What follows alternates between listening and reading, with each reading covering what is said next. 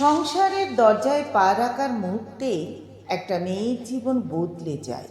হাসির আড়ালে শুরু হয় দাঁতে দাঁত চেপে এক নীরব লড়াই। এক মা আড়ালে চোখের জলে মুছে প্রার্থনা করেন, আমার মেয়ের কপালে যেন আমার মতো দীর্ঘশ্বাস না জোটে, হাড় জ্বালানো কষ্ট যেন আমার মেয়েটা না পায়।